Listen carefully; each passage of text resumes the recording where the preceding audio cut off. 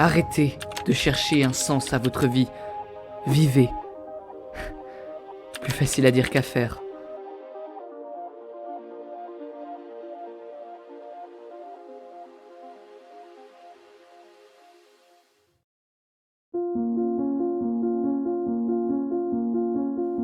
Je patauge dans le paradoxe de la routine. J'ai compris. C'est ça le mal du siècle. C'est de rester enfermé dans le piège de l'habitude, car il est bien trop confortable. Mais au fond de moi, bout une force qui pourrait tout démolir, si elle arrivait à s'échapper. Alors, je la laisse précautionneusement enfermée au plus profond de moi. Et je tourne la tête.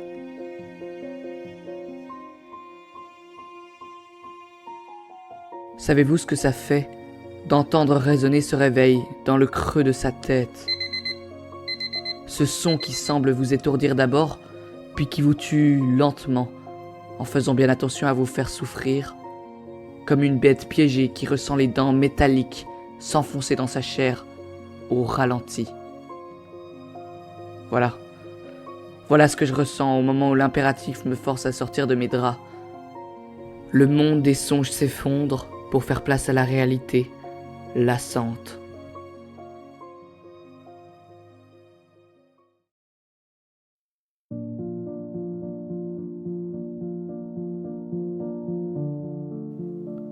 En sortant dans la rue grise, une seule question persiste.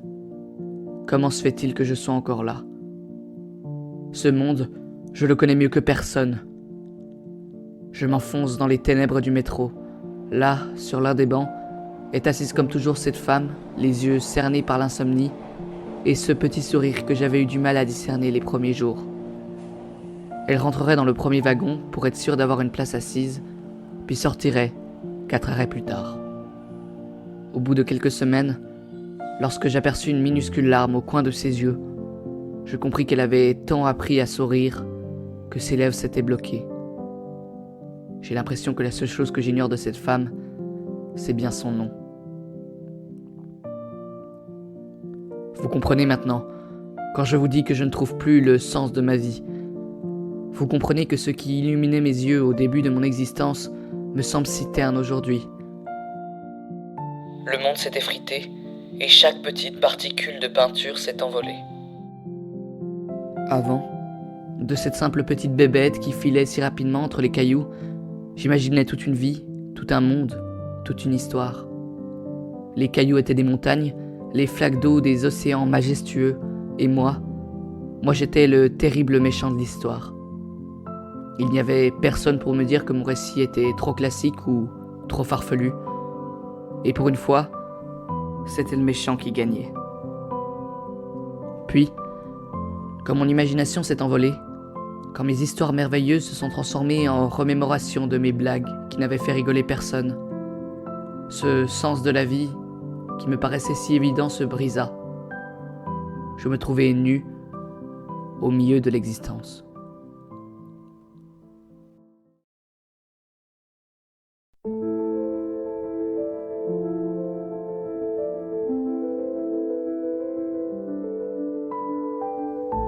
Le sens de ma vie.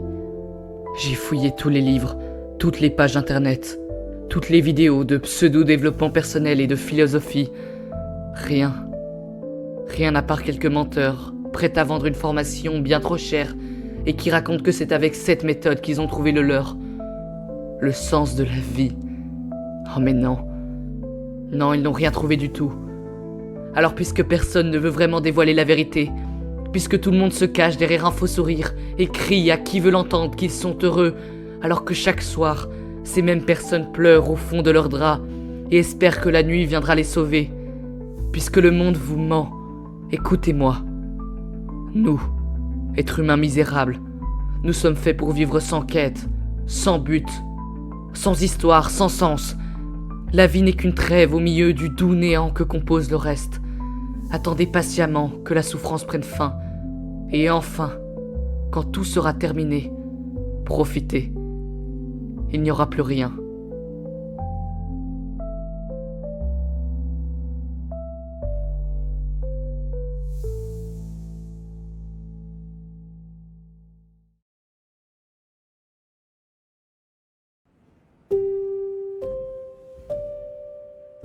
Oh, le sens de la vie. Laissez-moi rire. Mais il n'existe pas votre sens de la vie. Ou alors, s'il existe, viens. Viens, je t'attends. Je n'attends plus que toi. Viens.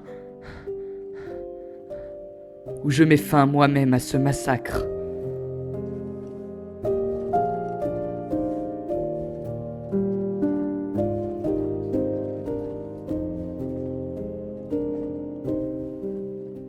Au fond, s'il n'est pas venu, c'est un peu à cause de moi. Combien de fois a-t-il toqué gentiment à ma porte? Combien de fois l'ai-je ignoré? Impossible de le dire. Le problème, c'est que ce monde triste et gris me convient en quelque sorte. Ou du moins, il est pour moi terriblement confortable. Regardez-moi. Chaque jour je me lève, je m'assieds au fond d'un auditoire et j'écoute. Enfin, je rentre et me jette sur le premier écran venu pour finir la soirée. Lui et moi, en tête à tête. Pouvons-nous vraiment trouver une existence plus confortable que celle-là? Je ne crois pas. Alors oui, ce sens de la vie, si je n'ai pas encore croisé son ombre, c'est parce que j'en suis incapable. Oh mais je vous vois venir, petit vendeur de motivation, m'expliquant déjà que si la vie ne m'a pas accordé cette quête, c'est que je procrastine, que je ne veux pas m'engager par fainéantise. Eh bien, je crois que le problème est ailleurs, que l'on prend la question du mauvais côté. La procrastination n'est que la conséquence d'une incapacité plus grande et bien plus problématique. Je suis tout à fait incapable d'entendre le hurlement qui veut jaillir de mes profondeurs. Au fond de moi réside une force puissante et destructrice qui, si je la laissais sortir, se moquerait très certainement de moi en voyant mon esprit occupé à regarder toutes les vidéos de la dernière trend TikTok.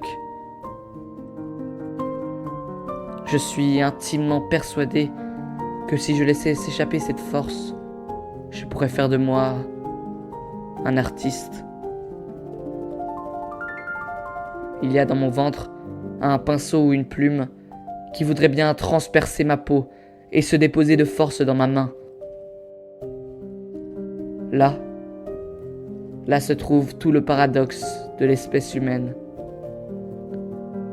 Nous savons tous parfaitement ce qu'est le sens de notre vie. Autrement dit, la direction qui nous mène vers une version plus honorable de nous-mêmes. Seulement, nous préférons rester tranquillement dans notre cocon de vie mélancolique et garder le bonheur comme un hypothétique but irréalisable. Alors c'est vrai, ne cherchez pas le sens de votre vie, accueillez-le. Merci beaucoup, c'était Anthropique.